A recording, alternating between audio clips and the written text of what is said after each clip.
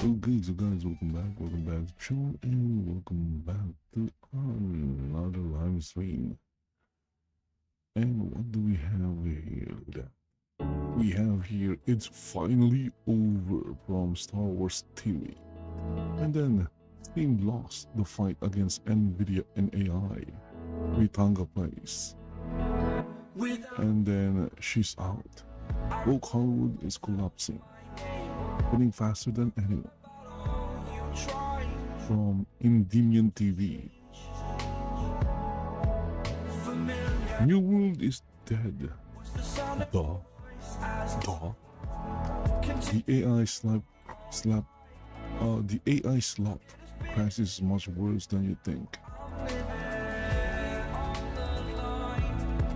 Okay, notification. How gamers just destroyed the UK government. Ooh. Okay, this looks interesting. This one is from Hero Hey. You may have heard about the UK government releasing this game called Pathways. They say navigating gaming, the internet. Oh yeah. Centered interactive. I've learned about this. On extremism, radicalization, and prevent. And the point of this video is not to tell you about this game. It's to show you how recently this game is completely backfired on the UK government. It ended up doing the opposite of what they want. Yeah. We'll talk about. You can see that the UK government is a definition of what it says sign up for a monthly newsletter to keep up with the world of political and literacy might look like right now. As you know, what they're describing as media literacy is really just, hey, do you fall for our propaganda? If you do, you're media literate. Good job. Good job. You you don't have independent thinking, so we're going to say that that's actually media literacy and try to make you feel good about it. It's a very obvious rhetorical manipulation tactic, and yet some people actually fall for it. And you can see this exact same tactic being used by pseudo-intellectual Reddit tier activists who throw the term critical thinking around. What they really mean is, hey, do you unquestionably subscribe to our activist rhetoric? If yes, we're going to label you a critical thinker. Good job. But if no, if you question this stuff, if you actually think about it, we're going to label you someone who doesn't have critical thinking. It's obviously ridiculous and yet another rhetorical manipulation tactic. But anyways, going back to this pathway. Honestly, I don't understand why people who are actually thinking are letting this, evil. Let's just call it evil.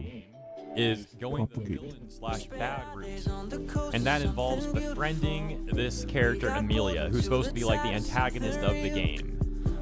And she has horrible ideas like criticizing the government's policies on immigration. Oh, how dare you criticize the UK government, and how objectively their immigration policies have been a net negative in many ways. But if you dare talk about that, if you dare someone just criticize the government, oh. And I don't understand how people with common sense are far more intelligent than these people who are evil are letting these people stay in government or in power. That's just insane.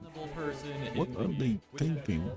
What are they doing? Amelia, but actually siding with her, finding her to be based and making a bunch of fan art of her, memes of her, etc., etc. And look how absurd this is. This is an example of what the UK government was trying to frame as like evil, bad, villain stuff. So the text reads, Amelia, Charlie's close friend, has made a video encouraging young people in Bridlington to join a political group that seeks to defend English rights. So you're an English person concerned about English rights. That's apparently extremist and bad. How ridiculous is that? Hey, if you're concerned about your rights, you're a right-wing extremist? That is insane. Check this one out. This one says, somebody else in the class tells Charlie that this is proof that immigrants are coming to the UK and taking our jobs.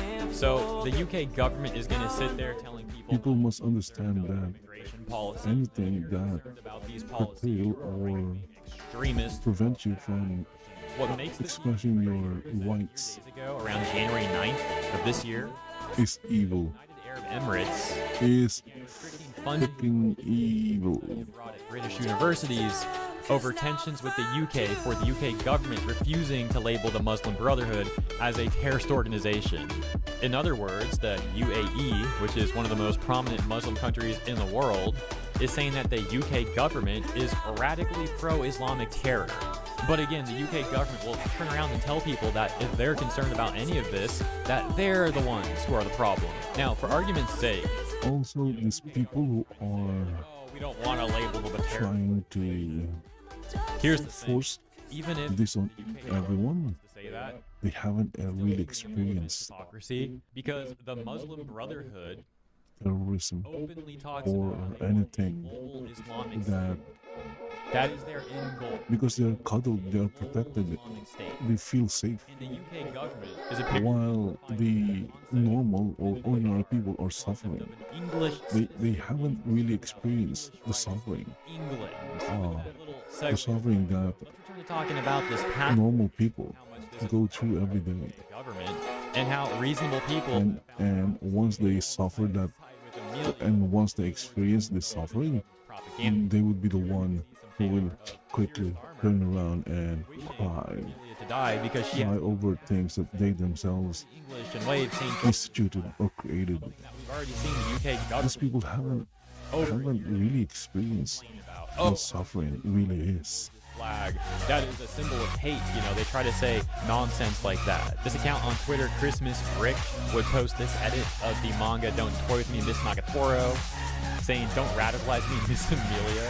Pretty funny edit there. We got people making edits with Grok, showing Amelia like dancing there with, once again, St. George's Cross. This account posting Amelia waving the Union Jack and saying UK doesn't know what they did, doesn't know what they've done, do they? This account posting a meme of the main character meeting Amelia, siding with Amelia, marrying Amelia, and having a family with Amelia. I'll show this one again. This fan art done by Juju saying got very inspired to draw Amelia, not AI, and showing Amelia there holding up the no entry sign from the game, and again the Union Jack. With over 10,000 likes, we've also got our based VTuber leaflet saying Amelia, the last rose of Albion. Would you watch it? And posting this 1-minute trailer. ねえチャーリー、イギリスのこと好き？どうして行かないなんて言ったんだろう。君はただ僕らの未来を送ってくれていたのに。行こう、世界を変えに。残念ねチャーリー君、そんな有害な考えを持っているなんて Oh my goodness, was this AI created? 許されることではないの。あのアメリアって子は全く悪影響なんだよ。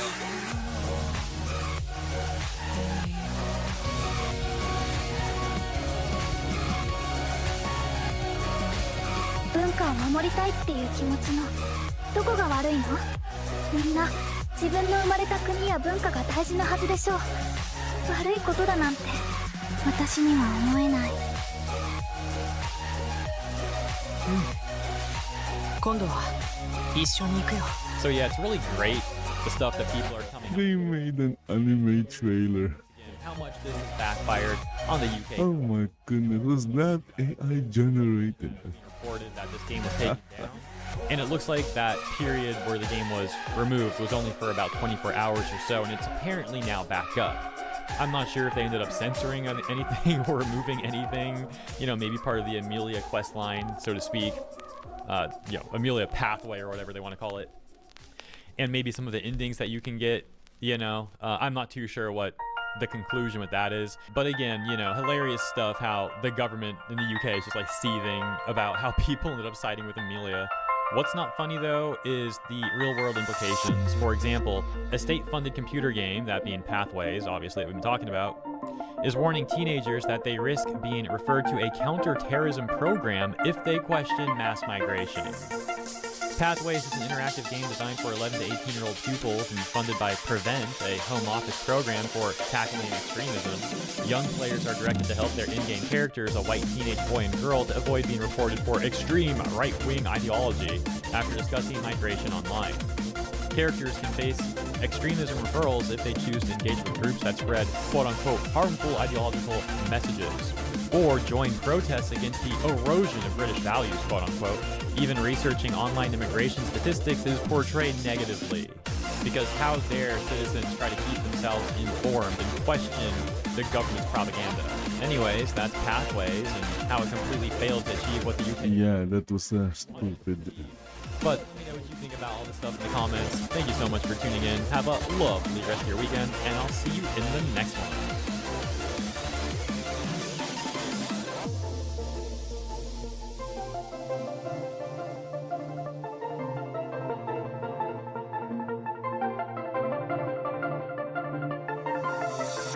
Okay, so yep. This time I'm going to close all this and I'm going to play a little bit of Fallout.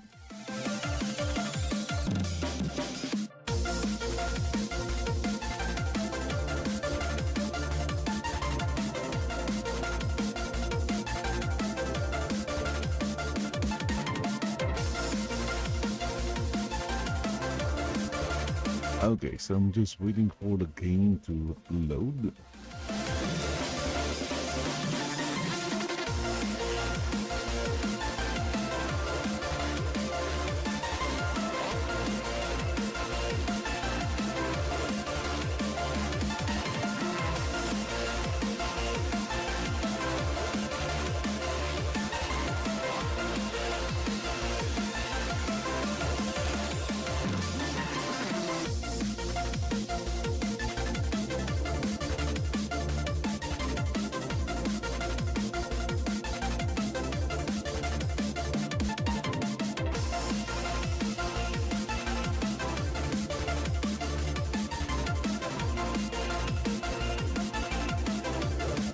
You may have heard...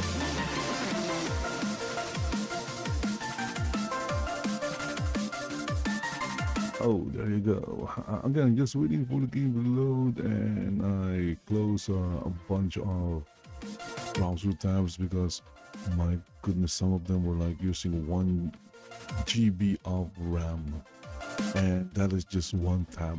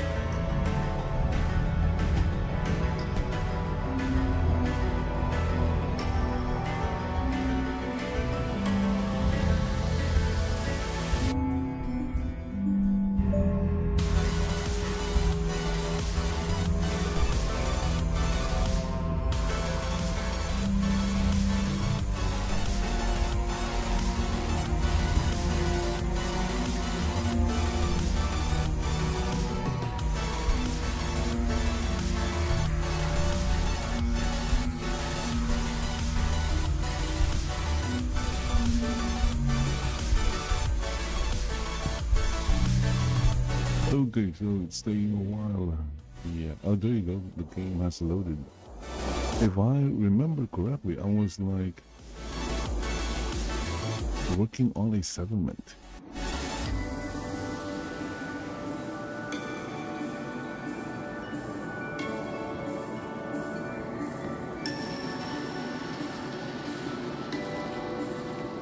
Oh yeah, we're working on a settlement. Nice, nice.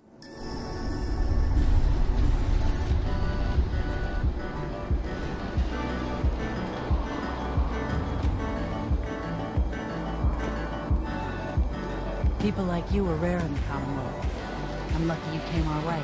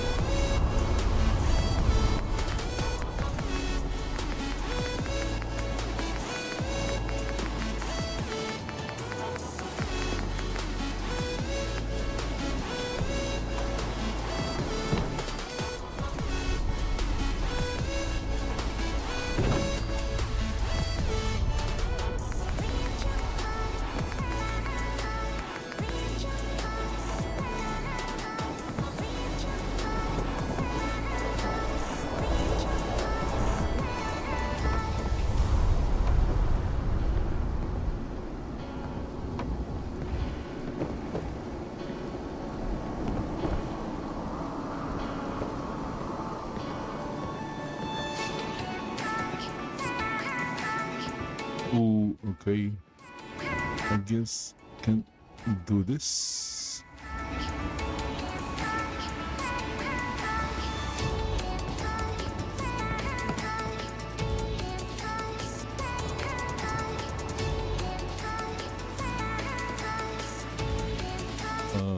I thought it was going to snap, but nope, it doesn't snap. Snaps here.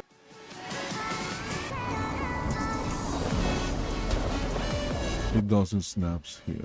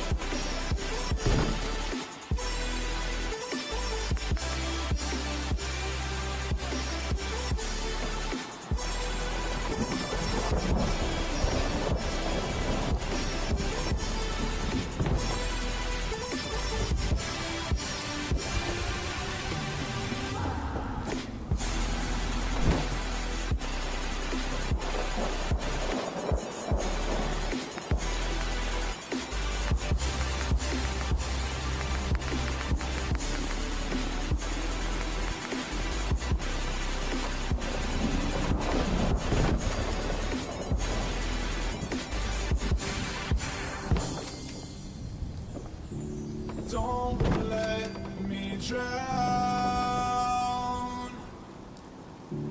Don't let me drown. Don't let me drown.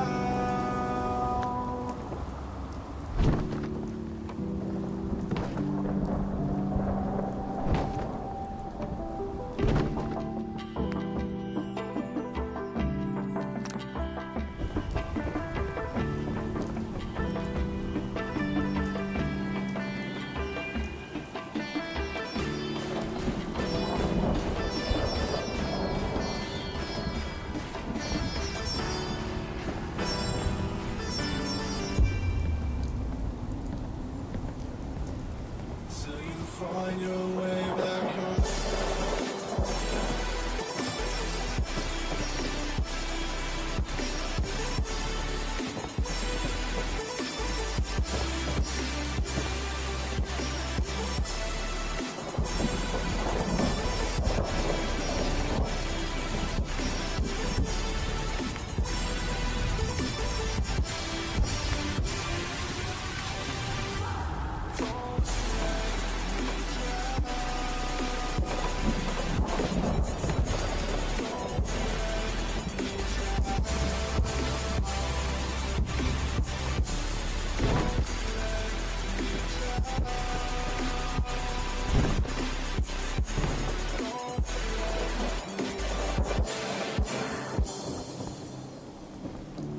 I can't regret leaving you alone till you find your way back home.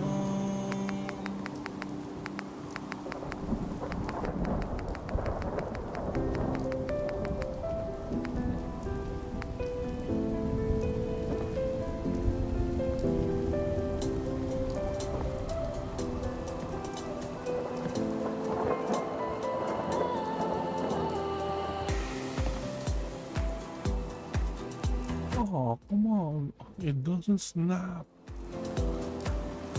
It doesn't snap.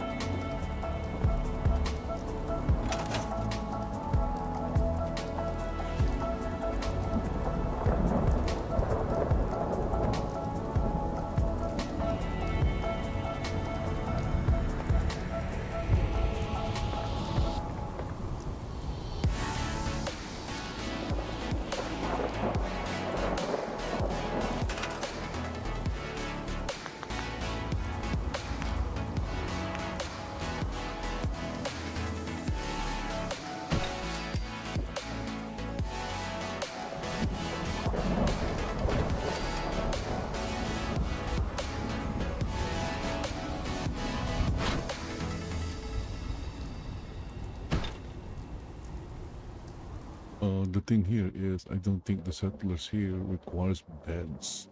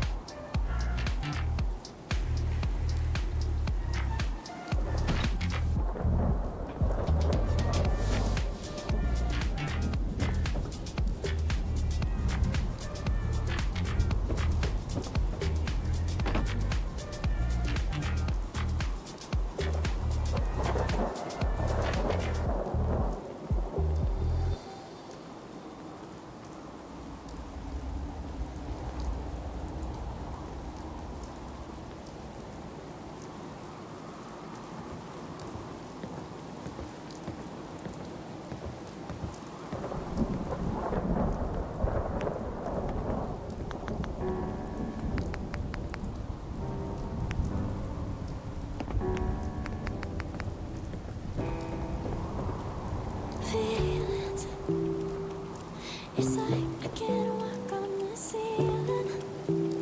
Oh yeah, got me dreaming, dreaming in colors I never dreamed. Oh yeah, I let you in deeper than I let anyone else before. Filling up with my broken pieces, took 'em all and made 'em yours. Didn't know when my heartbeat needed skipping out, no I can't keep score. When I lose my breath, boy, you got me breathing. Oh, every little thing you do, every time you hold me, take me higher, higher. Every little thing you do, every time you hold me, take me higher, higher. Oh.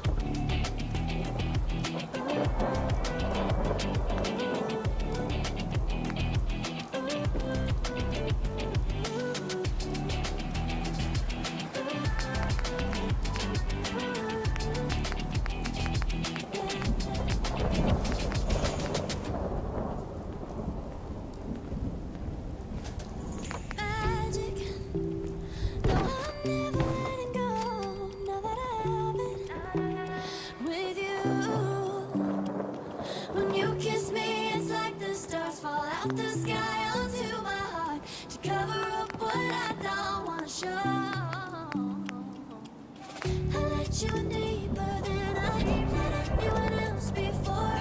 Filling up with my broken pieces, took 'em all and made 'em yours. Didn't know when my heartbeat needed skipping out, no I can't keep score. When I lose my breath, boy, you got me breathing. Oh, every little thing you do, every time you hold me, take me higher.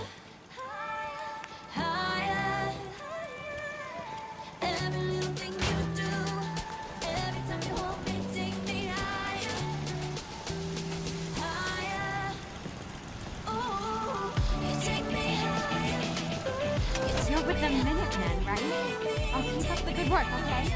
We need more people like you.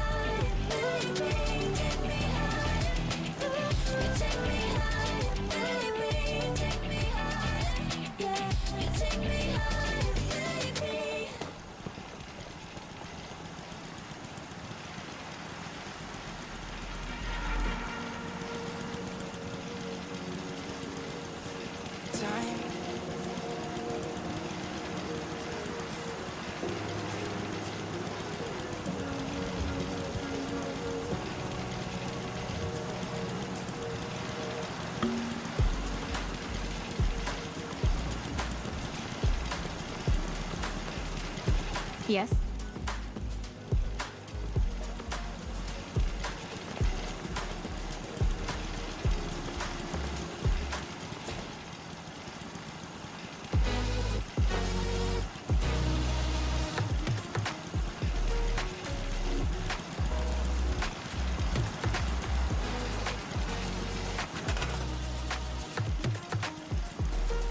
Oh, look at that. It's glitching.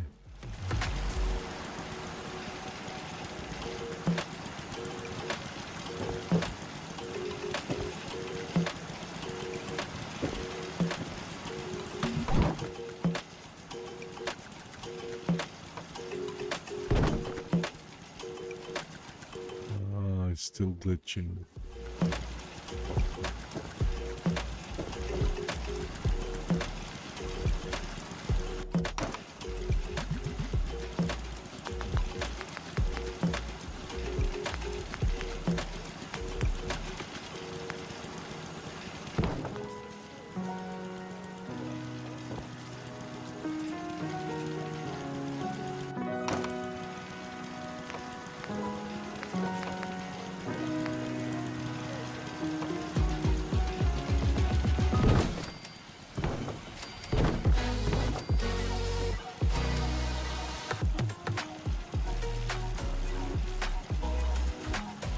Okay, so yeah, okay, now it doesn't glitch as much.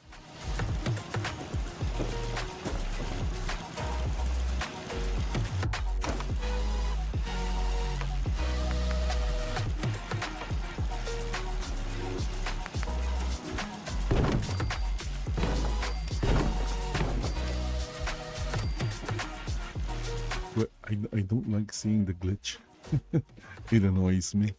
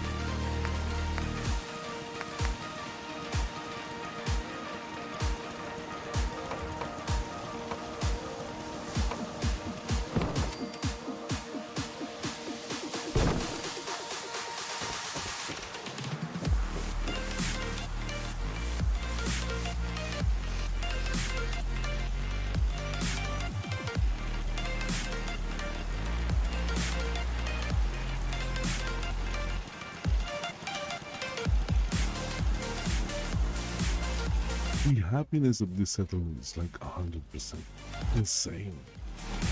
The people here are so happy.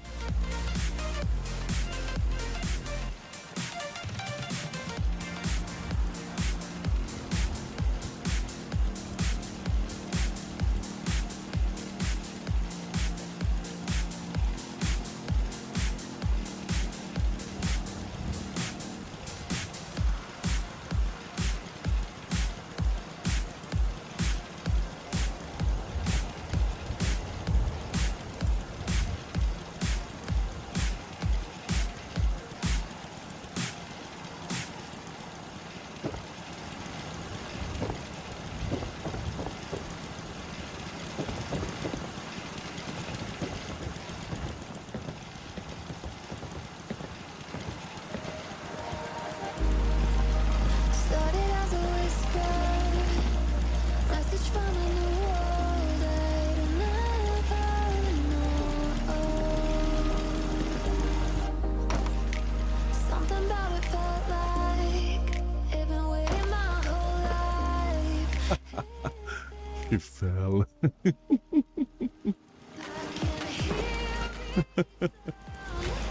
Calling my name and I feel angels around.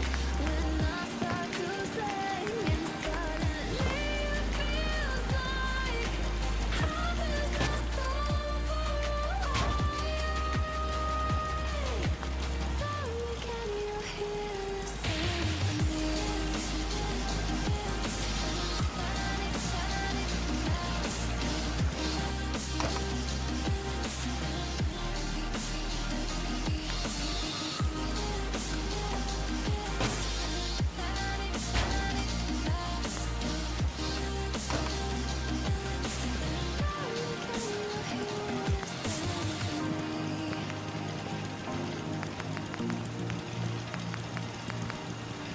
I can't help but think that it's meant to be, that I'm finally right where I'm supposed to.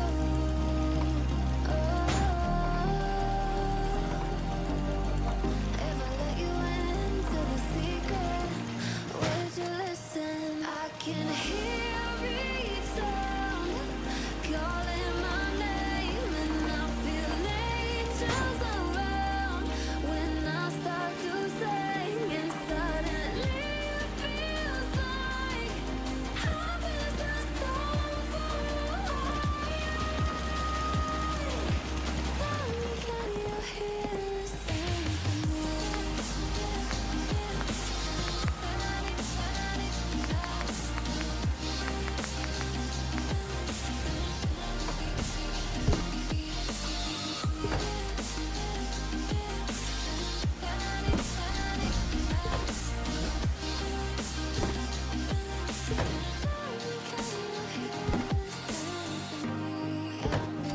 for too long, I found where I belong.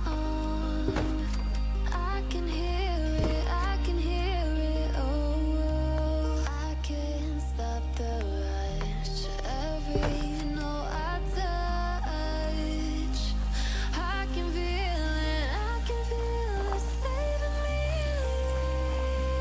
Tell me, can you hear the symphony?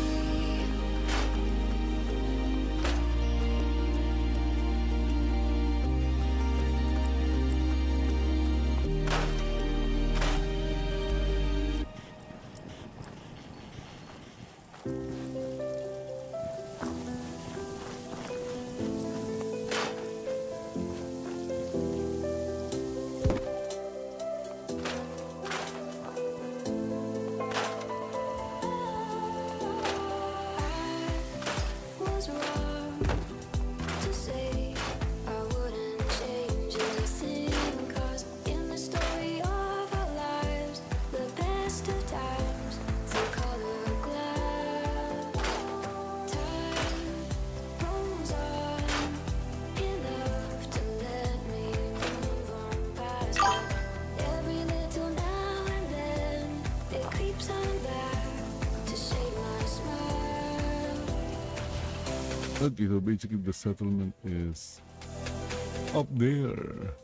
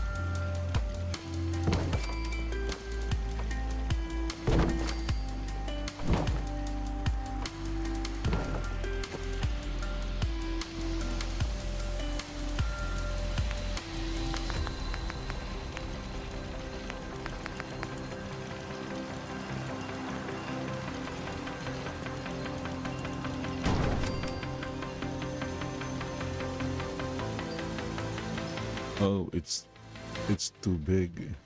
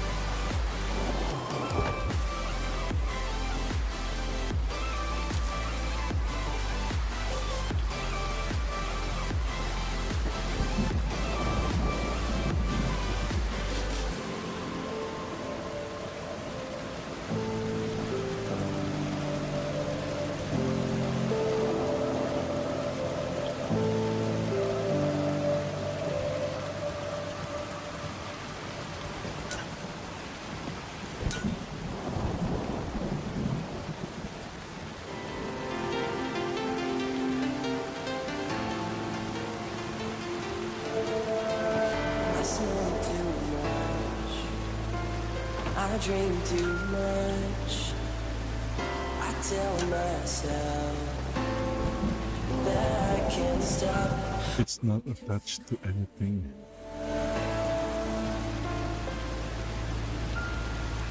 We could see clearly now. I can't stop. We could see clearly now. We could see clearly now. We could see clearly now. Clearly now. Clearly now. We could see clearly now.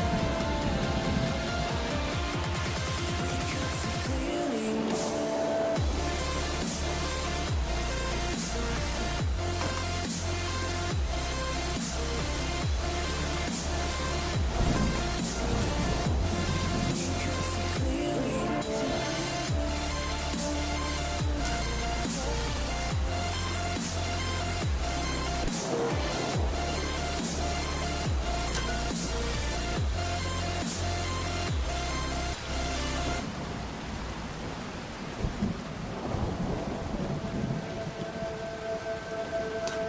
I smoke too much. I drink too much. I tell myself that I can't stop. We could see clearly now. We could see clearly now.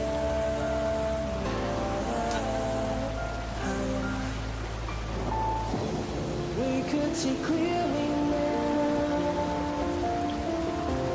We could see clearly now. We could see clearly now. Clearly now. Clearly now. We could see clearly now. It's floating on air. That's the problem.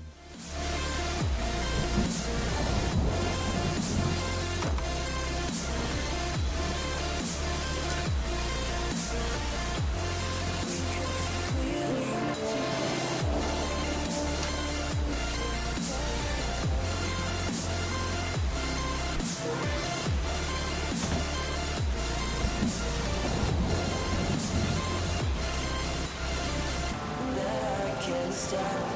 We could see clearly now. We could see clearly. I can't stop. We could see clearly now. We could see clearly now.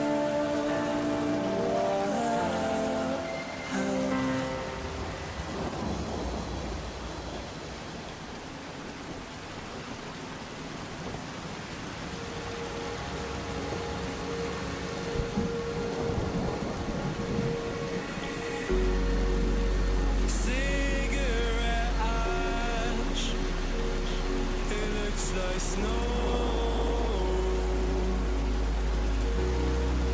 When it falls in the wind, you know. And you say you wanna dance. You're worried, you know, you'll end up in the wrong hands. You're having fun. Why don't you show your friends? You're having fun. What if it never ends? I'm lacking sincerity, but you don't care at all. This booze, this cigarette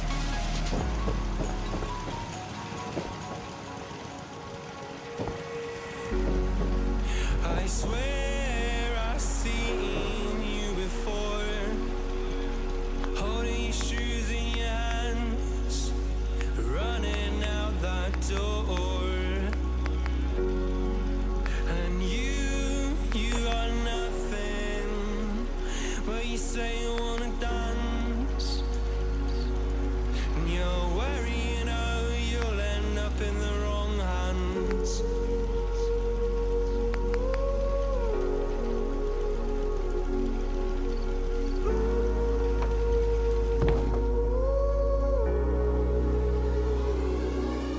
I'm looking sincerity, but you don't care at all. This booze, this cigarettes trying to take me home.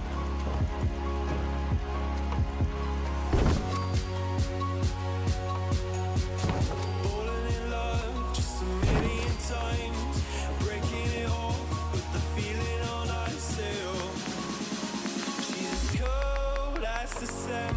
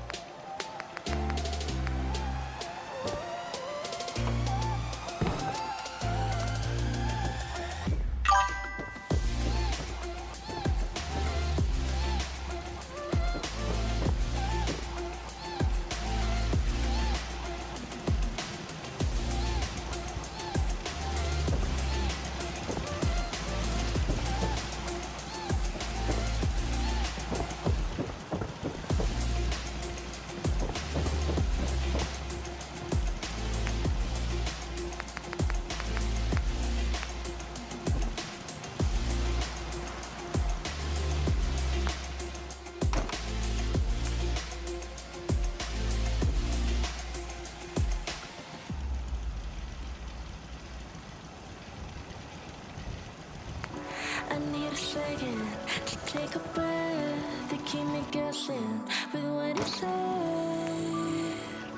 You're in my head. We're under pressure, we're sinking deep, like stormy weather, can't seem to breathe.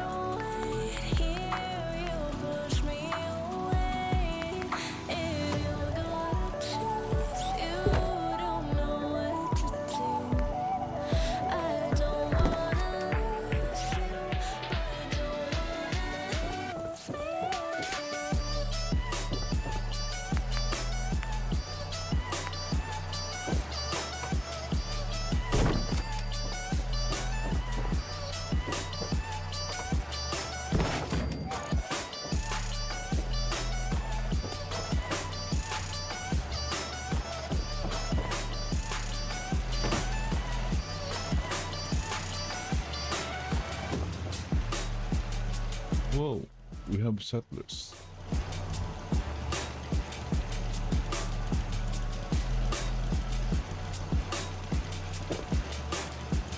So complicated, don't mess it up. Feeling frustrated, it ain't enough to fix a love.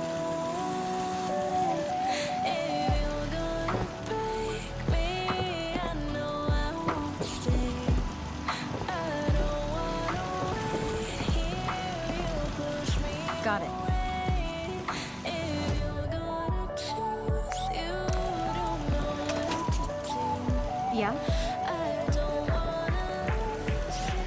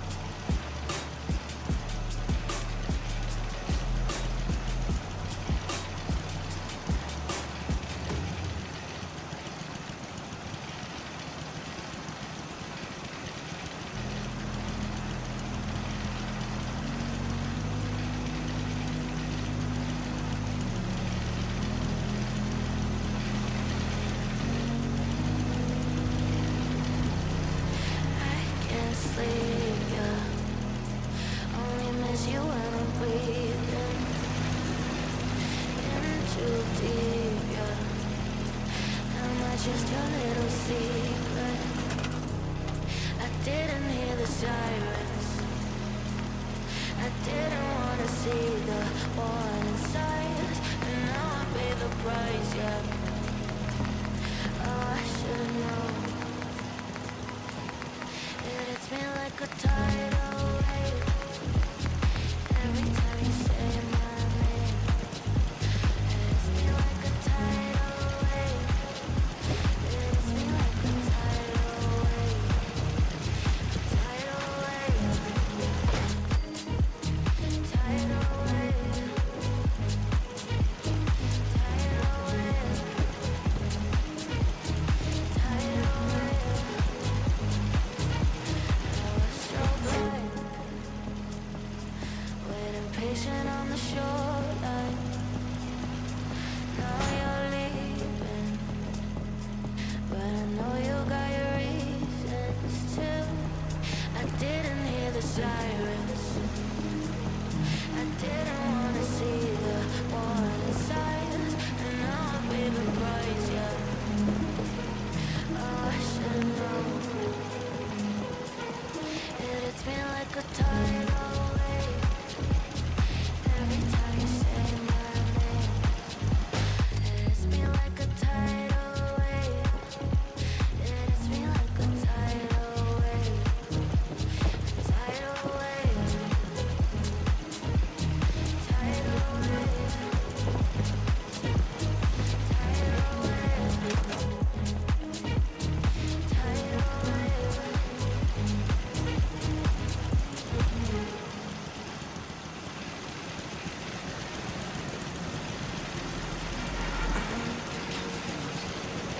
Internet's gone low, so time is full.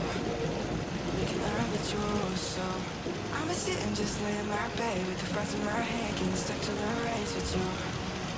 But I see the rules now. Stress is getting just a little. I hope you realize how much you did for us. Find somebody in my life that can make it free. I'll be last, I'll be found in the broken. Way out in the crowd, feeling open. Find somebody in my life that can make it free. Without wasting some time.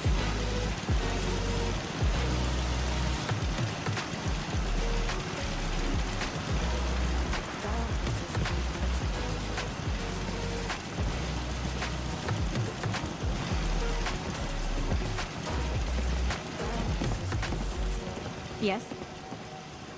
I've been busy with thinking for too long. Let it take a while with 2 arms out. Got me singing by in the dark. Don't feel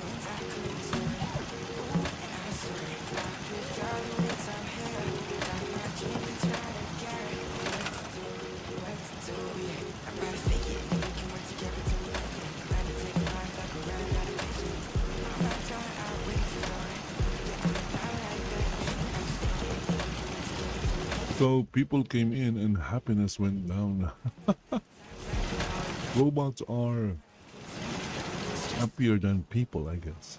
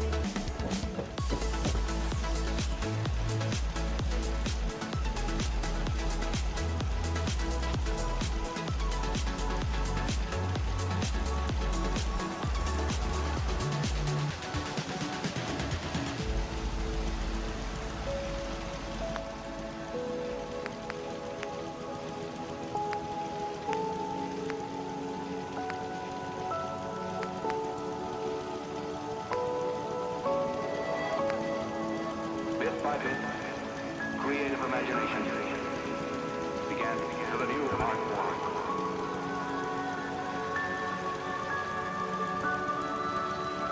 Makes me feel I belong to something.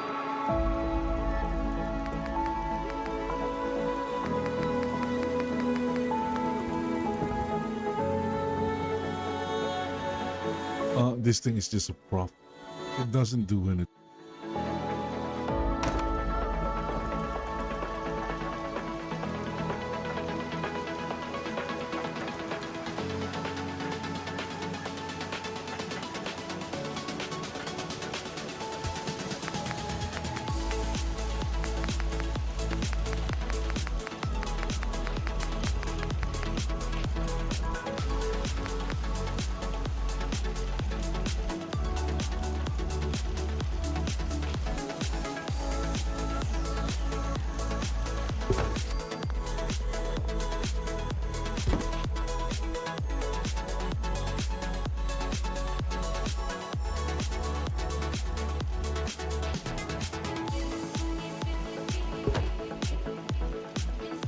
Well, that is also a prop, but they can interact with it at least.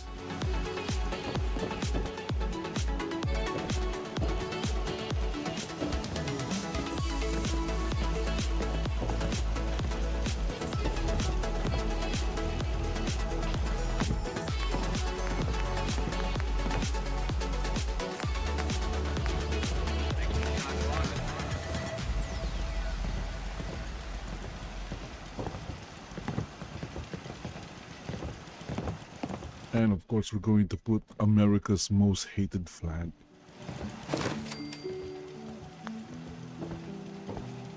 At least they hate it. You know, the Americans in the internet. They hate this flag. I don't know why. They call it a symbol of Nazism. Which... What?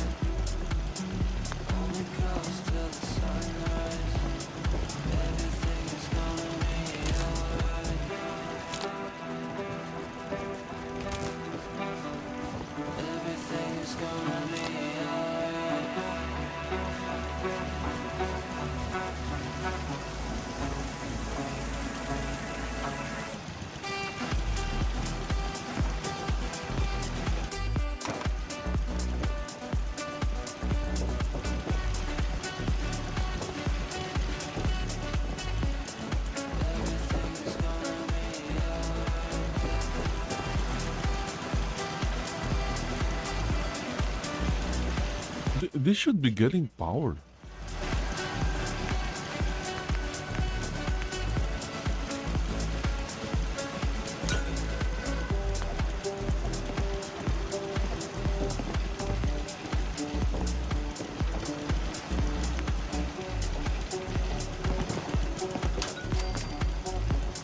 See? This should be getting power.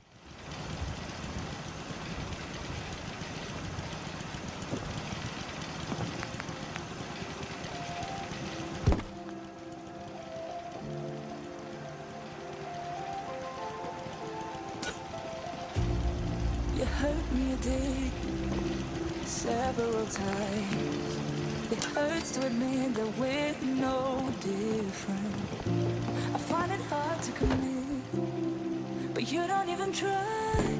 Still I'm better with than without you. Oh, I'm on it, I want it, but why do you seem to call in your eyes? I can't tell if you're here or you're out there. Do you wanna be out there? You don't need to be Prince Charming to me. I just need this to be real. I don't need no fairy tale. You don't need a killer pregnant for me.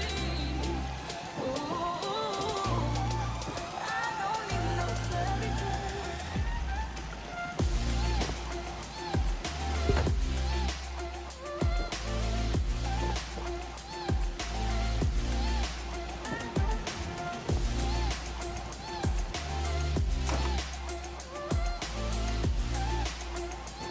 Yeah, I think I misunderstood how these pylons work. Every time, whatever it is, I keep on trying. It's ain't hard to forgive, and you know what it's like. That's why I'm better with than without you. Oh, So the pylons will work if they're connected. They will emit electricity. do you see? Yeah, something like that. I can't tell if you're here or you're out there. Do you wanna be out there? You don't need to be Prince Charming to me. I just need this to be real. I don't need no fairy tale. You don't need a killer pregnant for me. Ooh, I don't need no fairy tale.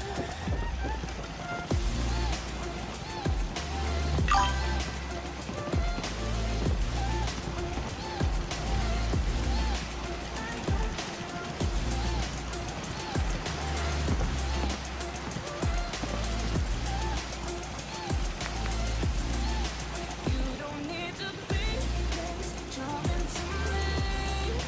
I just need this to be real. I don't need no fairy tale.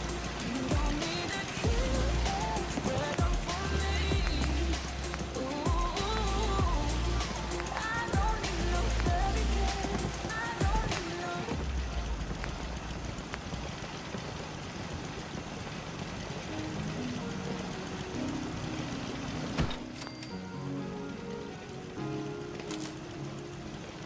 Bittersweet and I'm walking slow. Sensitive, feel the afterglow. Looking for things that I can't control. Feel from my past cause it always shows. Do I wanna try? Can I let it go? Running from the past, wanting to be sure. Chaos in my mind, constant deja vu. But every time it comes back to you. Whoa, I'm still falling. Whoa, but it tastes bittersweet. Whoa, I keep on falling. Whoa, I like the taste of it.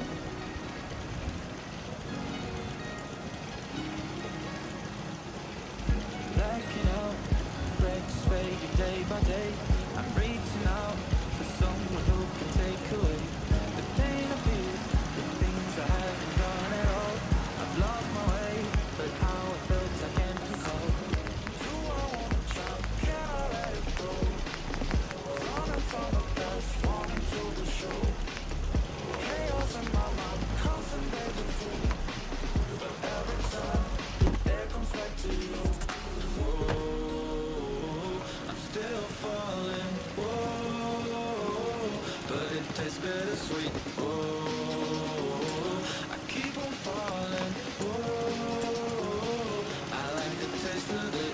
Whoa, I'm still falling. Whoa, but it tastes bittersweet. Whoa, I keep on falling. Whoa, I like the taste of it.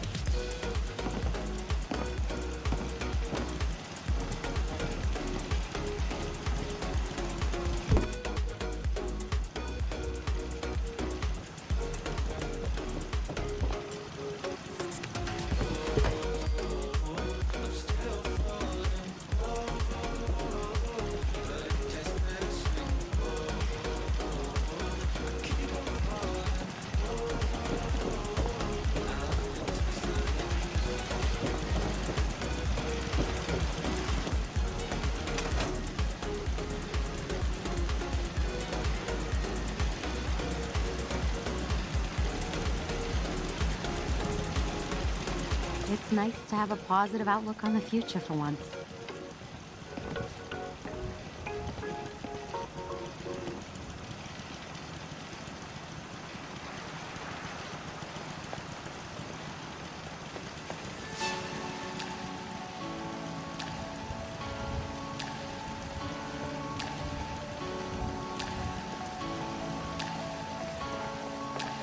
Never thought a reporter could consider themselves a success until someone threatened their life. Me? I'm very successful.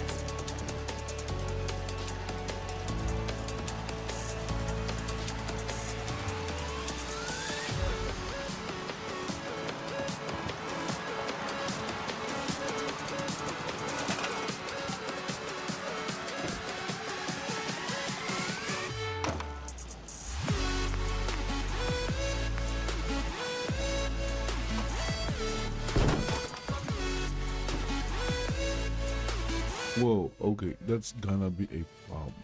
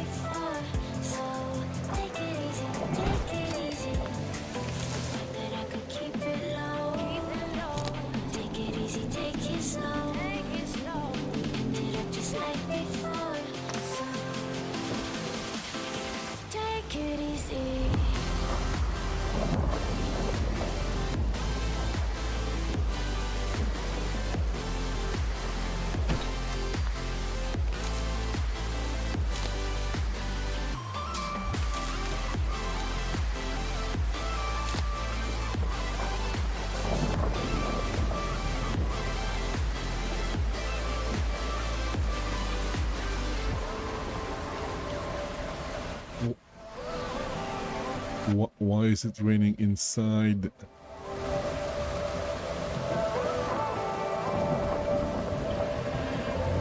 And you know how to forget all the wrongs and every reason why we've Okay, so guys, going to take a break with Fallout. Yeah, let's go take a break from Fallout. I think there was like a message in chat earlier. I was busy building, did not notice it. And my bitrate is like going all over the place again. Oh my goodness.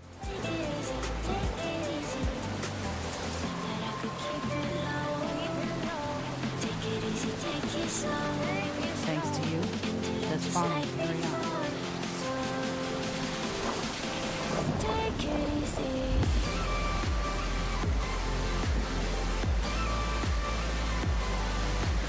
It's always raining. Why is it always raining?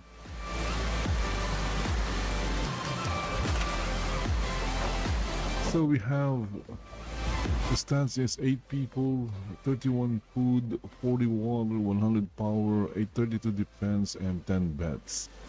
Most of the residents of this settlement are robots. And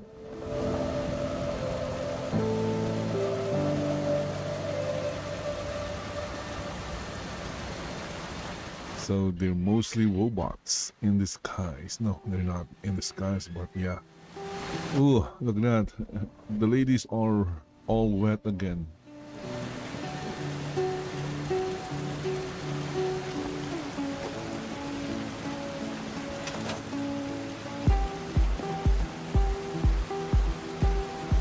Yeah.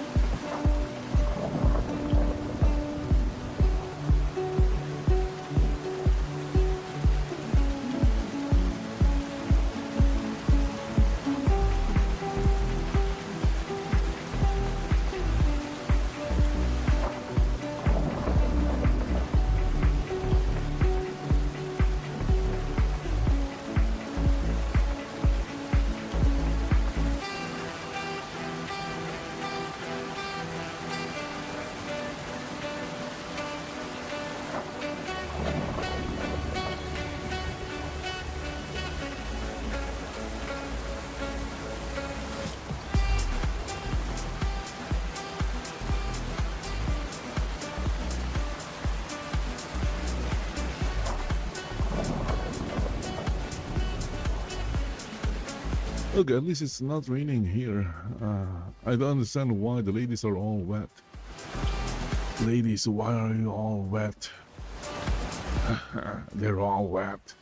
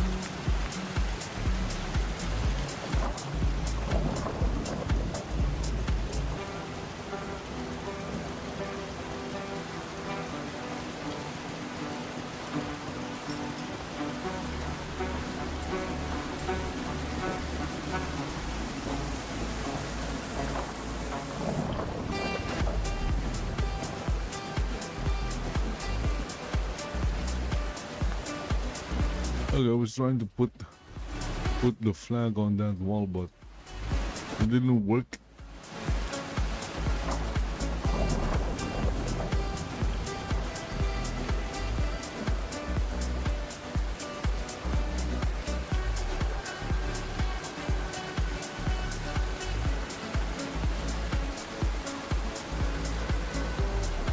Oh, okay, so this is the boundary.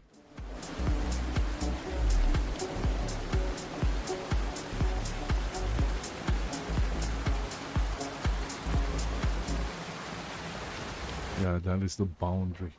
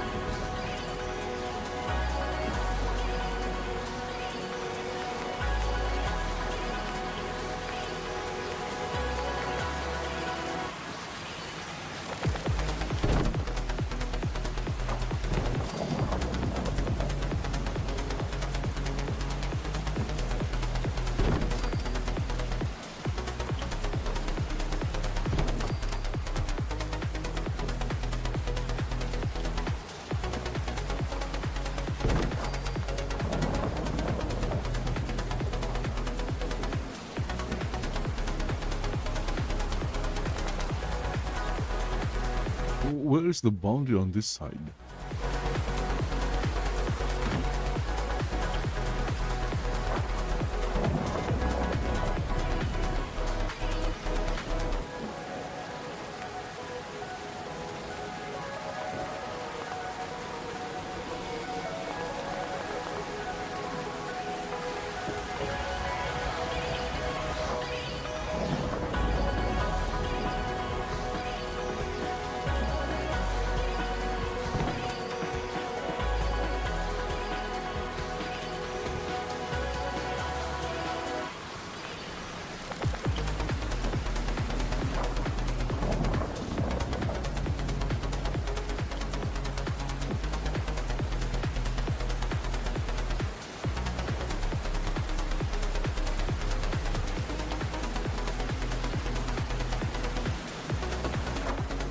The boundary.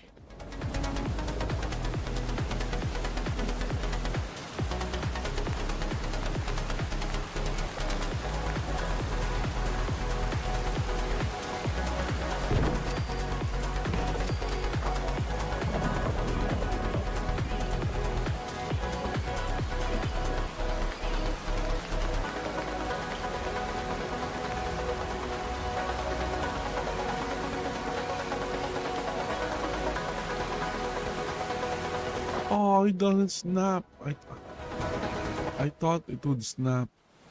I don't like it when things don't snap together.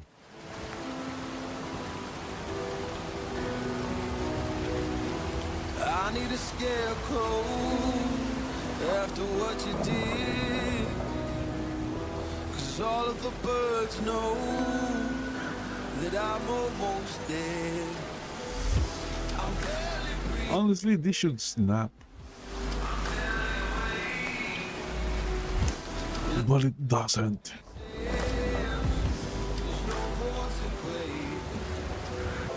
Don't wake me up, not in this century. Don't wake me up, 'cause you're just a ghost inside my head. You're just a ghost in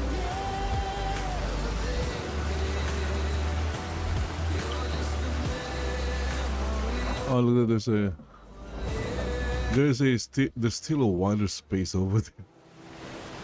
But I focus the human settlement on this side. The robots are down there, the humans are up here.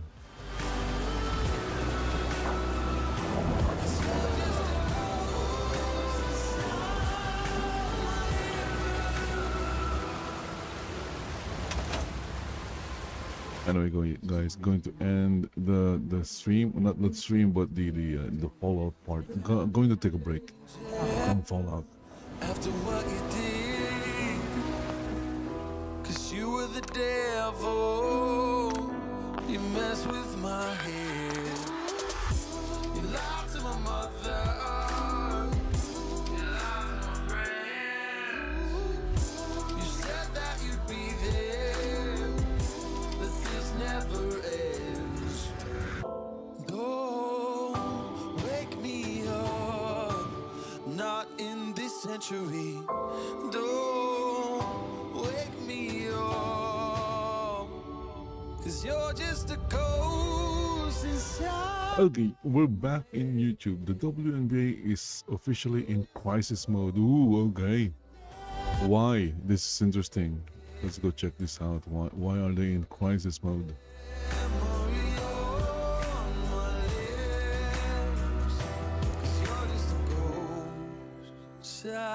Parties agreed to the moratorium, pausing all free agency and player transactions while CBA discussions continue. I am very confident that we will get a deal done. We need to play basketball. That's what our fans crave, and that's what all of you crave as well, is you want the product on the floor. Remember when I told you that the WNBA was about to blow everything up? Yeah, exactly. I would agree with Caitlin over there. They're basketball players, and they need to play basketball. Nobody saw coming. While the WNBA... Because if there is no basketball, their backup plan just... there is no money. Rival the league that was supposed to give them leverage in negotiations, just lost 65% of its audience in 1 year. And now the same players who were threatening to strike are reportedly considering playing under their old contracts. The WNBA just called their bluff, and the players have nowhere to go. Now, this story has a lot of layers, guys. The two people who created Unrivaled, Brianna... Honestly, the WNBA is a charity. If this is a proper business, why would this business let their employees work for a competing business? It doesn't make sense. This thing is a charity. Another league that's been quietly signing WNBA stars, including the president of the Players Union, and why that might be the real threat that nobody's discussing. So before we get to the content, make sure you drop a like, subscribe, and turn on our notifications to get the latest basketball news. And let's get to today's video. We were able to leverage PrizePicks' wildcard promos to make a ton of money during wildcard weekend, and now I'm gonna run back those same exact plays so we can make even more money. First, to sign up for PrizePicks, use my promo code microphone to get $50 when you make a play of $5 or more. And then tail this pick. For the Rams matchup versus the Chicago Bears, I have Puka Nacua getting at least 1 touchdown, and I have Colston Loveland getting 5 receptions. This should easily hit, turning our $50 into $150. Now, if you want additional plays for the NBA, NFL, and other sports, I have a Discord community that's been hitting on a consistent basis. It's been so successful that we've been retaining each and every new member. The link to that's in the description down below. It's the second link from the top where it says get all my picks here. And thank you PrizePicks for sponsoring today's video. Mic check 1 2 1 2. What's going on, everybody? All right, let's talk about what just happened to Unrivaled, because these numbers are brutal. Last year, Unrivaled's opening night pulled 312,000 viewers across TNT and True TV. That's not amazing, but for a brand new women's basketball league in the offseason, it was solid. People were curious. They tuned in. This year, opening day averaged 107,000 viewers across all 4 games. That's not just a tiny dip, that's a complete nosedive. And it gets worse. The games that only aired on True TV, they averaged 32,000 viewers. 32,000. I have videos that get more views than that. So if the population of the United States viewers across the whole is around 300 million, right? Which means 150 million of that are women. Why are women not watching women's sports? They should support women. They shouldn't rely on men to support a women's sports, because guess what? It's for women, not for men. Came out and said they're building for the long game, and he said leagues aren't built overnight. I love when people say Rome isn't built in one day. Bro, leagues are also not built by losing 65% of your audience in year 2. That's not building, that's collapsing. Now, of course, Unrivaled is trying to spin this. They came out this week saying they're on track for $40 million in revenue, up 48% from last year. They're talking about merchandise sales being up 54%. Social media impressions are up 27%. They're pointing to their Philadelphia tour stop on January 30th being sold out at a 17,000 seat arena. And look, good for them on the merch sales. But here's the thing, none of that matters if nobody's watching on TV. The TV deal is what pays the bills. The TV deal is what gives players leverage in CBA negotiations. And that TV deal with TNT, it's reportedly worth 9 figures, but there's an opt-out clause after 3 years. If these ratings don't turn around, TNT can walk away. You can sell all the hoodies you want, but if your TV partner bounces, then you're in some serious trouble. Now, yeah, come on, just give it to AEW. You're going to make more money. Playoffs and the college football. Yeah, sure, AEW is like getting like 500 to 1 million, but that is better. And you're not paying multi-million contracts. Only like the superstars are paid millions.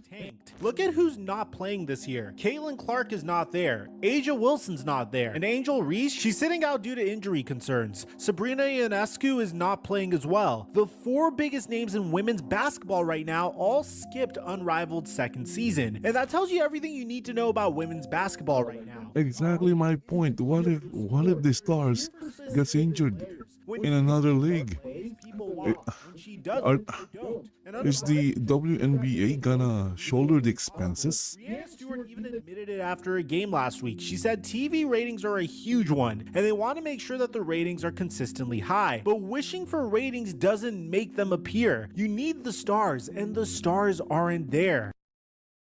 Okay, so we just talked a lot about Unrivaled. How does this affect the WNBA? Why does any of this even matter? Well, Unrivaled was supposed to be the players' ace in the hole. It was created specifically to give WNBA players leverage in contract negotiations. The idea was simple. If the WNBA doesn't pay us what we want, we have somewhere else that we can go. We have options, and we don't need you. Nafisa Collier literally said it out loud. She told ESPN that leagues like Unrivaled give us more leverage basically to make the WNBA do the right thing and to pay us what we're owed. She said the quiet part loud. But the thing is, the WNBA doesn't owe them anything because the owners of the teams have been losing money for 30 years. Again, this is not a business, this is a charity. Is pulling 32,000 viewers on True TV. That's not leverage, guys. That's a liability. Think about what this means at the negotiating table. 6 days ago, the WNBA CBA deadline passed. The players refused to extend. They let it expire because they thought they had leverage. They thought they could hold out for 30% of gross revenue because, hey, if this doesn't work out, at least we got Unrivaled. Well, Unrivaled just posted numbers that would make a high school basketball game jealous. The WNBA owners are looking at those ratings and laughing. Why would they cave to a player's demands when the player's only alternative is a sinking ship? Also, question, can't the team owners just hire new players? And I want Chipotle, and we can't even figure out what our order is. And here's what she doesn't realize: when you're hungry and your only other option just closed down, you just take whatever's on the menu. And here's the thing, I actually think WNBA players deserve more money. The league just had its most successful season ever. Viewership was up, attendance was up, the new team. But the thing is, it's the most successful season ever, but they still lost money. According to reports, they lost like what, 50 million US dollars? That is a lot of money. The players have no leverage. They played chicken with the league, and the league just... They may have a very successful season in terms of like engagement and interest and viewers, but it's not successful financially. They still lost money. Go from $120,000 to over $530,000. The minimum salary would jump from... How do I know this? By just following what's happening. We also consider the average WNBA season is about 4 months. $250,000 at minimum for 4 months of work is incredible. That's not a slap in the face. That's the biggest raise in women's sports history. And the players still said no, because the players want 30% of gross revenue, which would create a $10.5 million salary cap. Basically, the players want all the money, and while the team owners are putting out the money, if they want a share of the revenue, the players should also pull in the money. Though they share the losses as well. But here's the reality: the WNBA lost $40 to $50 million in 2024, and that's with the Caitlin Clark hype. This league has made money for almost 30 years. They don't make money. So these players, once the team owners to just give them money, the team owners are basically just giving them money. Because the owners are not making money. The only ones making money are the employees. That is not a business. It's in chaos. Remember, the deadline was over a week ago, January 9th. They'd already extended it twice before that, once at the end of October and once at the end of November. This time there's no extension. Both sides let it expire. The WNBA is now in what they call status quo, with a moratorium on all league business. Free agency is frozen. The expansion drafts for Toronto and Portland are delayed. 80% of the league are free agents, and none of them can sign contracts because nobody knows what what the salary cap is going to be. And remember that strike authorization vote? 98% of players voted yes back in December. That's still active. The 7 players on the executive committee can call a strike at any moment. But here's the question. If you're a WNBA player, do you really want to strike right now? Your backup league is collapsing. The WNBA is offering you 5 times your current salary. And if you strike, you might just prove to everyone that the league doesn't actually need you. The Players Union put out a statement accusing the league of failing to meet us at the table with the same spirit and seriousness. They said the league was running out the clock, but after seeing those unrivaled numbers, maybe the league was just waiting for the players' leverage to disappear. And guys, it just did. Now here's where the story takes a wild turn. While Unrivaled is collapsing, there's another league making moves. It's called Project B, and they just announced their first official location, Tokyo, Japan, March 26th to April 4th, 2027. Plan B is doing this Formula 1 style circuit, 7 tournaments across Asia, Europe, and the Americas. They're planning to run from November 2026 through April 2027, and they're paying players over $2 million a year with equity in the league. And guess who's already signed up? Naneka Agumike, the president of the Players Union, Alyssa Thomas, John That is just so stupid. Mitchell, Sophie Cunningham, 10 WNBA players total. Why is a business letting their employees work on a competing business? Sorry.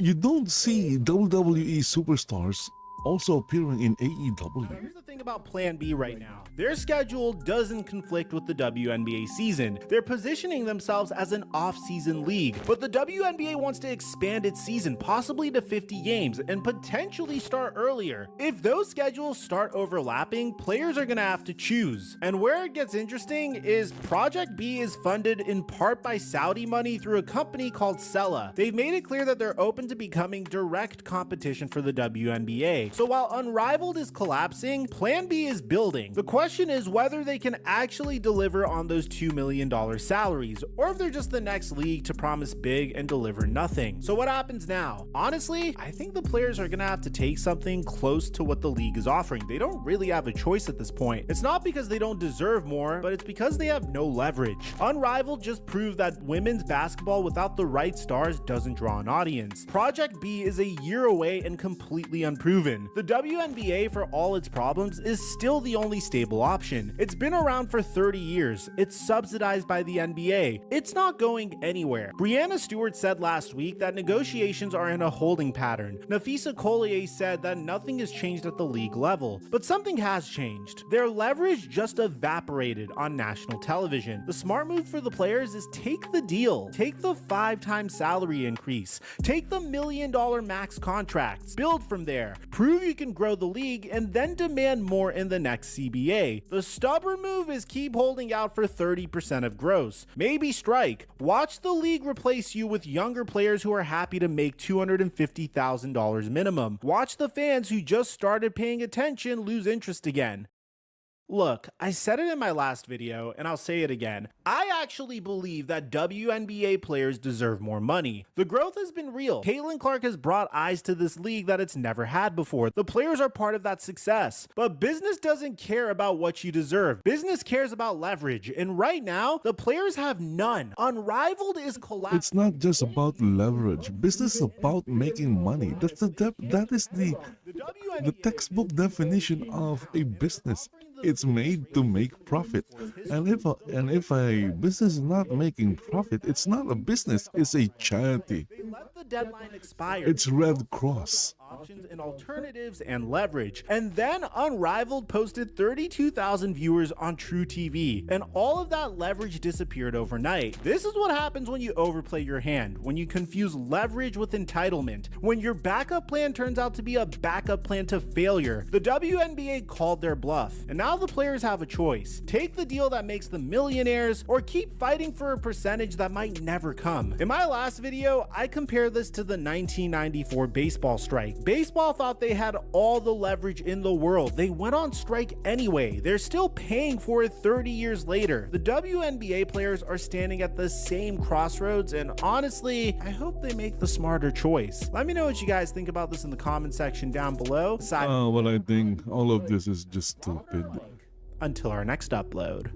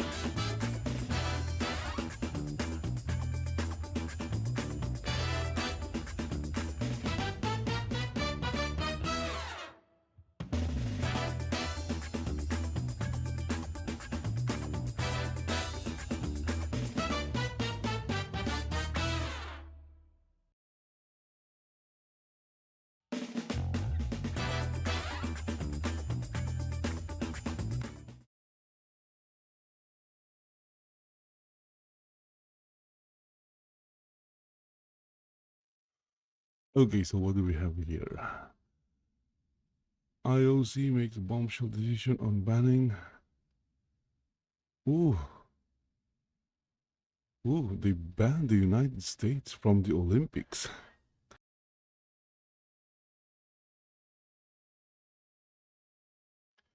Yeah, that what's happened when, you know, organizations like that become woke. Unfortunately, they lose all sense of common, I guess.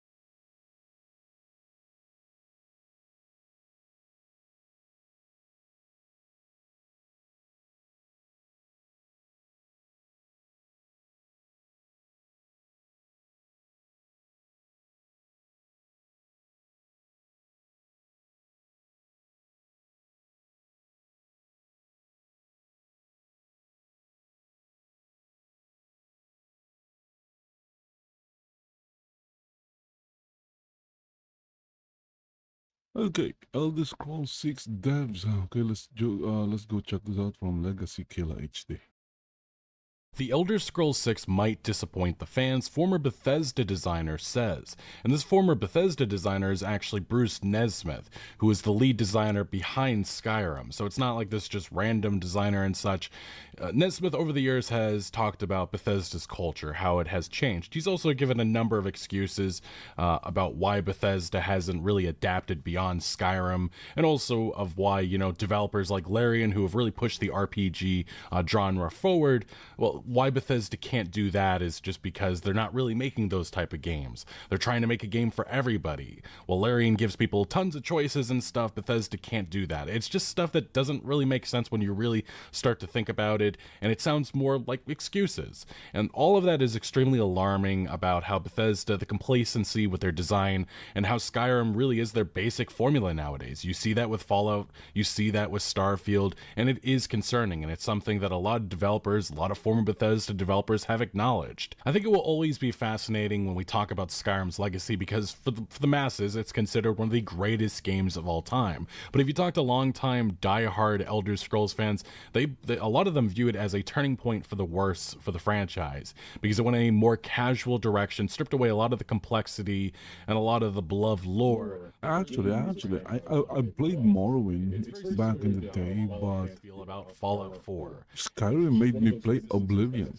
Bethesda. Now, when Nesmith says the Elder Scrolls 6 might disappoint the fans, the thing I didn't like about Morrowind is combat is like a dice roll. New entry like this, if it's not drastically different than Skyrim, which it doesn't sound like it will be, it's going to not be well received, or as well received as it could have been.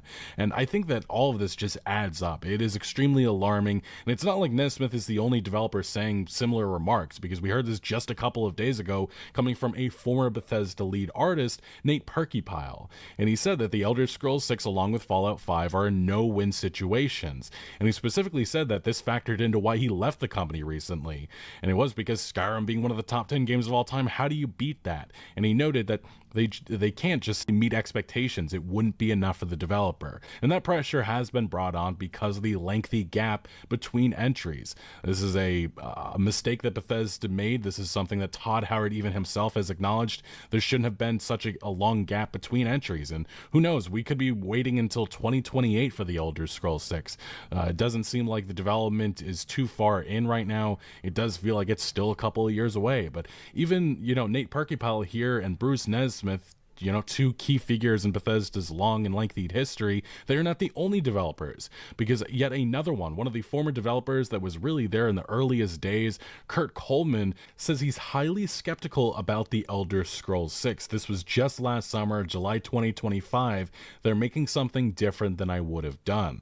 Now, Kurt Coleman, like I said, he's been there since the earliest days. He played an integral role with shaping this franchise for what it is. But to really understand his important contributions to this franchise, you have to look to what Michael Kirkbride has said about him. And if you're not aware who Michael Kirkbride is, he played a very important role with shaping the lore of the Elder Scrolls franchise. His contributions to Redguard, Oblivion, Morrowind, these are games that really shape the lore of Tamriel, and a lot of that has to do with what Michael Kirkbride cooked up. And I mean, we still have articles like this being written, why Morrowind's 36 Lessons of Vivek is the greatest piece of lore in RPG history. This is specifically what, Michael Kirkbride was behind this.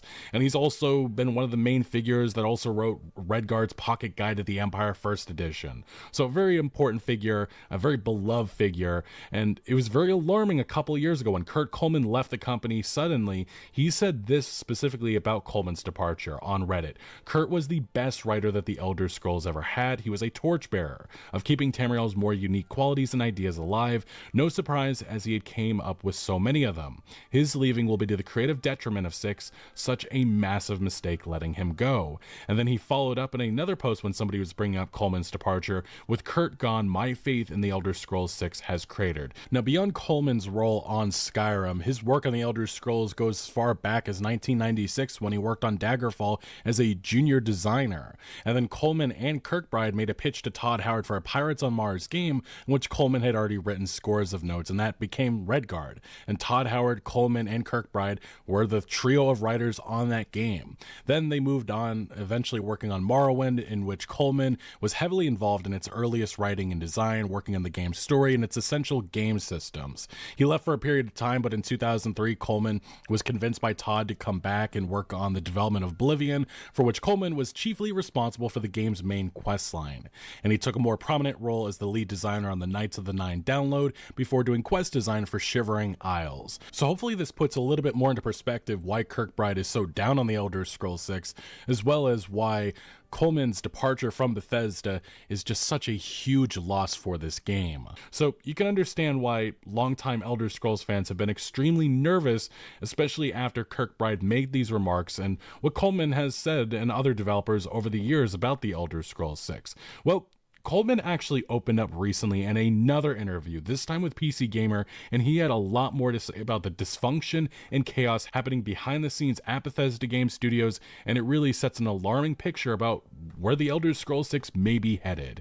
So this is an article coming from PC Gamer, and it's titled Bethesda's former Elder Scrolls lore master and why he left, Starfield's communication breakdowns, and how he wanted the Elder Scrolls 6 to be the Empire Strikes Back. It was almost certainly time for change. Now this article, it starts off talking about why he left the company, how he's at a Tencent-owned studio Lightspeed LA now, and he mentions how some of the problems, some of the dysfunction happening behind the scenes were an inevitable result of Bethesda's boom years with hundreds of developers across multiple studios making Starfield.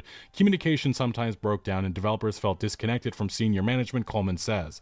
But there's another reason why he left, and it's linked to a promise Todd Howard made to him about the Elder Scrolls 6, a promise he says that was never fulfilled. And we'll get to that in a second. But he talks about, first, the culture, how Bethesda has changed. And a lot of this is a given. When you're going from a developer of just dozens upon dozens of developers to hundreds, things change. The order of command changes. Because once upon a time, you were in a studio. You could go up to Todd Howard and bring him an idea. Michael Kirkbride himself has actually talked about that. Some of the weirdest qualities, some of the weirdest beloved things about the Elder Scrolls only happened because Kirkbride was able to go up to Todd Howard and get him to convince him into it. Nowadays, though, that doesn't happen. A lot of these fun ideas have to go up a totem pole of management. It goes to one manager, goes to another, and it probably doesn't even ever see Todd Howard. That really does say a lot about the concerning qualities of this gaming industry and how a lot of studios have really hurt themselves by growing to a point in which they're just a shell of themselves. Over the 2-decade second run, Bethesda ballooned and its culture changed, he says, particularly after 2011 Skyrim, which again, we all know that has shaped Bethesda for what they are in these modern times.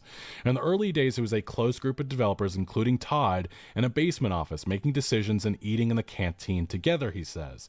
By the time Starfield shipped in 2023, it's 4 remote studios all working together on a game.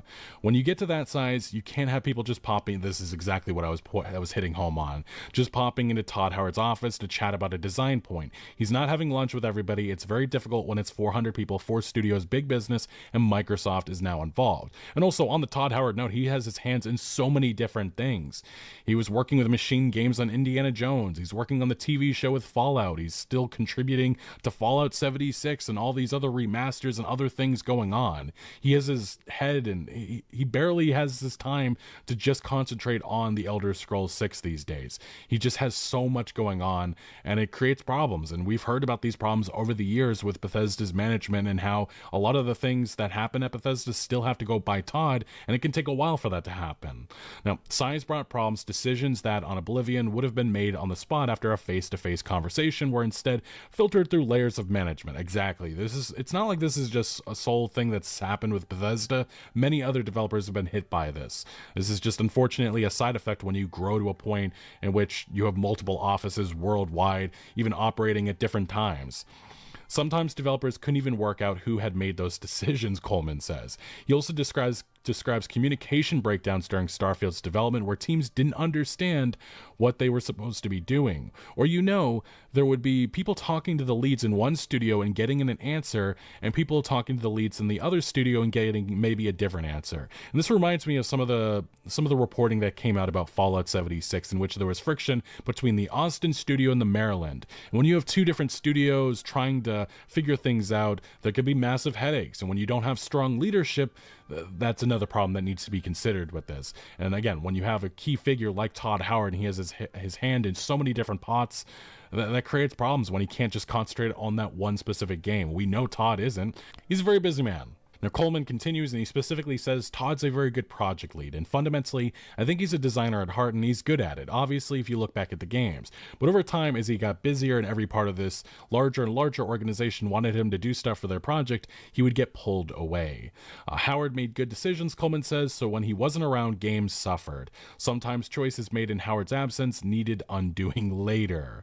And again, that's not good for a work environment. And long term, I mean, if you're asking why these games take so long, it does sound like this is a contribution, a contributing factor. Now, the way decisions were made wasn't the only problem for Coleman. As Bethesda grew, senior developers became more managerial and less hands-on. Skyrim's leads, Coleman among them, were also making the game directly, for example, writing and building quests. But by Starfield, the leads overseen by Howard included the heads of entire studios. It felt more bureaucratic, he says. The expectation was your job can't be also making content if you're actually managing that scope of the project. And that just more problems, more dysfunction that it's been somewhat known about the Elder Scrolls, this Elder Scrolls developer. But I don't get it. If I was like managing Starfield, and obviously the first question I would ask, why do we have so much loading screens? Can't you guys do your work and make the engine? Let us do less loading screens. And why is the city of a super advanced civilization supposedly, why is it so small? 76 and we ended up getting Starfield, and now there's going to be a gap between maybe 17 years between Skyrim to TES 6, which is just insane. But Coleman says that we made Fallout 76, and then we didn't make TES 6. We made Starfield, which became this extremely long project compared to other ones. So from my point of view, I've been waiting like 11 years to be the lead on TES 6. And he continues, I was obviously one of the old timers there and had a lot of experience. Bruce and I had been the co-leads on Skyrim. I think most people would call it a successful project, so I thought that it wasn't unreasonable for me to think that I could be a successful lead on TES 6. It wasn't just my expectation. I had been told that that was going to happen, and they made the decision, no, you're not going to be the lead. And yeah, Coleman alongside Bruce Nesmith. I think a lot of people have in their minds that Todd Howard is Mr. Bethesda. He is the only person, he's the guy who designed Skyrim, but that's just not how this works. Nesmith was the lead designer, Coleman was the co-lead designer. These are some of the most integral figures which shaped that game and made it what it was. And Todd Howard, I guess, decided not to go with him. They went with a different developer. And if you want to look at the resume, this is the individual that they went with, Alan Nanes. He's also another longtime developer at Bethesda. He joined the company in the Morrowind days. His notable contributions, as listed on his own LinkedIn profile, is that he was the lead designer on Broken Steel. I really like that. He was he worked on the Thieves Guild, City of Riften for Skyrim, Fallout 4, Brotherhood of Steel, the Companions designer, Nuke World, he's the lead designer, a little less so, did not really enjoy that at all. And then more recently, Starfield, he was the lead Companions designer, which I think was one of the weakest aspects of Starfield, but he also worked on the Crimson Fleet and Neon, better aspects of Starfield. I think the most notable, though, is the fact that his latest role was the creative lead on Starfield Shattered Space, and I think that is the worst piece of content Bethesda has ever produced, and he was responsible for that. Now, it's important to understand that while I believe that, and maybe yourself, Bethesda feels differently, as evidenced by Emil Pagliarulo, who did a number of interviews at the time. This was controversial, and it was the fact that he was defending Starfield Shattered Space. He was saying that I'm also very proud of Shattered Space, we all are. The thing is, it's common. It's obviously you will be very proud of the work you did, but it doesn't mean other people will. It doesn't mean your customers will like what you made. The fact that you're proud of what you made doesn't mean the people consuming the thing that you made would feel the same way. For example, I could be a chef or a cook, and I'm proud with the dish that I served, but it's not up to me to decide whether that is actually good or not. It's up to the customers. Because if the customers didn't like what I made or what I cooked, they won't buy it. It's the same with games. You may be proud of the game that you made, you're really proud of the team, you're proud of everything about it, but systems-related stuff, and then Starfield. You're not the one buying it. You're the one selling it. So if the customer didn't like it, doesn't seem then they wouldn't buy it. Involved with that stuff, but I'm guessing at that point he was kind of just burnt out and didn't want to. He was ready to go after the fact he found out that he wasn't going to be working on the Elder Scrolls 6 as the lead designer, and now he's obviously opening up about his true feelings and how he feels. It definitely sounds like he feels like he was betrayed by Todd Howard. Now he does go on to mention Todd Howard, and he says he remembers that being a tough conversation and that Bethesda's leadership hoped he'd be happy with a different position. I mean, the guy was already the co-lead designer on Skyrim. I think you can understand why he probably assumed that he was going to be the lead developer of this game based on his track record. Todd said, well, we want you to have an important role in the project, but what I wanted and what he wanted were different at that point. Bethesda declined to comment on the topic, and Coleman says he doubts Howard would acknowledge the promise, and in any case, he could also say, well, that was a long time ago. Things changed, and he's definitely right that things changed, and the role of lead on TES 6 is very different from the role of lead on Skyrim. In retrospect, as much as he wanted it, he doesn't think he would have enjoyed it, and so they may have made the right decision of saying, I shouldn't be in this role. And I think that's a lot of, like, he's looking back now, but he probably would have felt different if he actually had the role. Now, he does talk about his vision for what he was imagining for the Elder Scrolls 6, and I think it is very interesting, especially for those that are very involved with Skyrim's lore and just the entire lore of the franchise. It's very interesting with what he was planning. So he mentions that in his mind, TES 6 was going to be like the Empire Strikes Back. The Thalamor, the elven supremacists who are peripheral in Skyrim's story and ultimately wanted to control all of Tamriel, would be the bad guys who came out on top, setting up TES 7. This is notable because Skyrim, I made my own separate, like, everything you need to know about the Elder Scrolls 6 video, and my predictions really were about the Eldmeri Dominion playing a central role within the story of what we all believe is going to be Hammerfell and High Rock setting.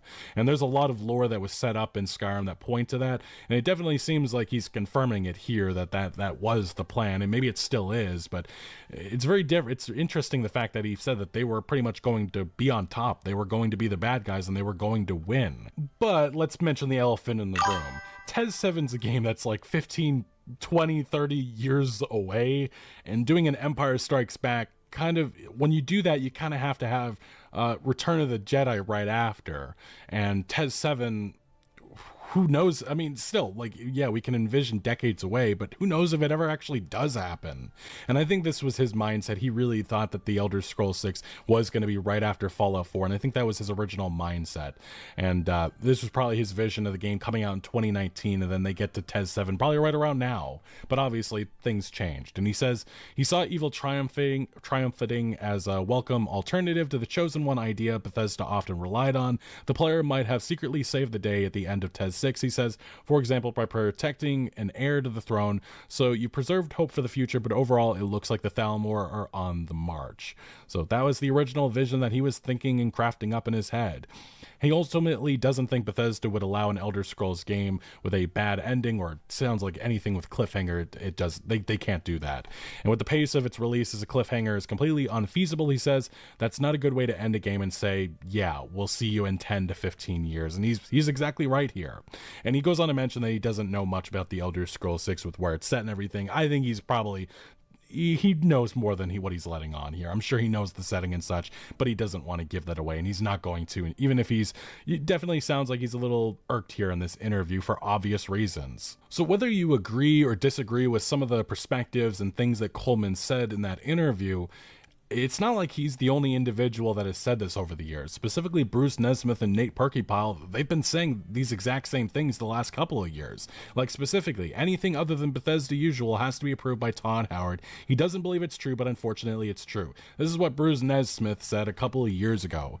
And even last year, this is something Nate Perkypile said about Bethesda's work environment. He says he quit during Starfield's development because the team had grown too much. There were so many meetings and it wasn't the way I like to build games. So yes, a lot of developers, a lot of Bethesda developers have kind of supported the perspectives that he's saying right now over the last couple of years. And all it points to is a dysfunctional work environment at Bethesda. And it really does call into question the Elder Scrolls 6 and what's being planned for that game.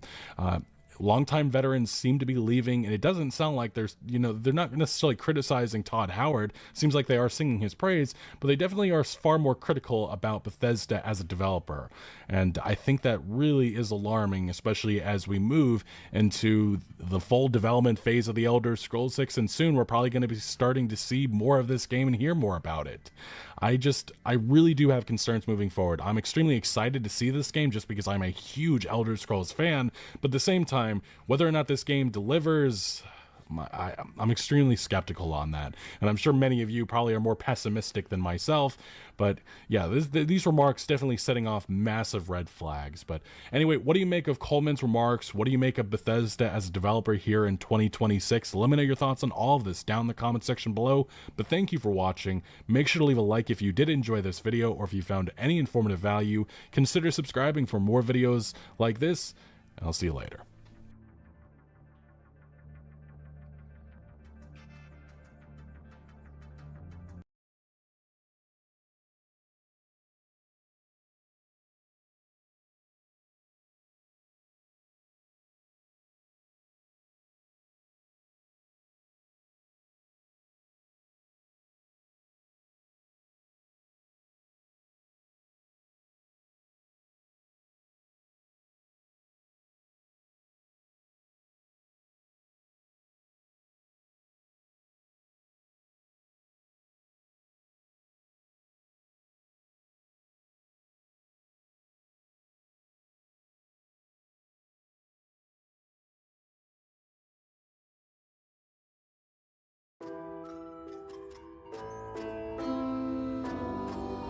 Okay, so I can only hope that the Elder Scrolls 6 is a good game.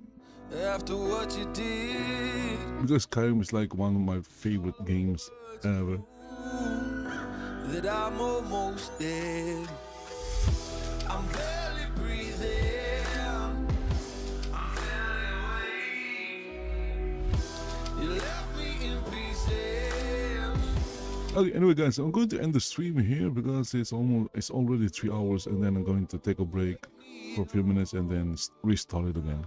So guys, thank you for watching and be right back. Bye bye for now. Wake me up, 'cause you're just a ghost inside.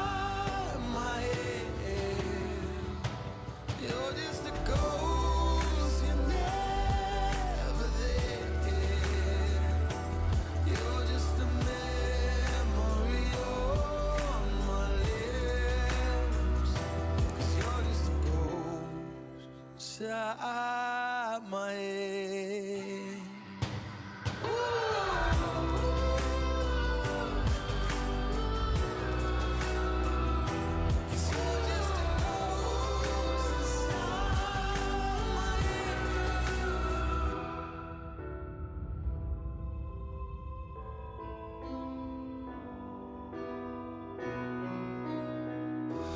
I need an angel after what you did, 'cause you were the devil, you messed with my head.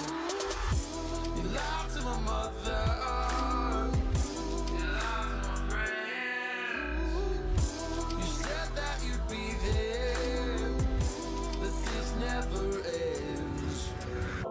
Don't wake me up, not in this century. Don't wake me up, 'cause you're just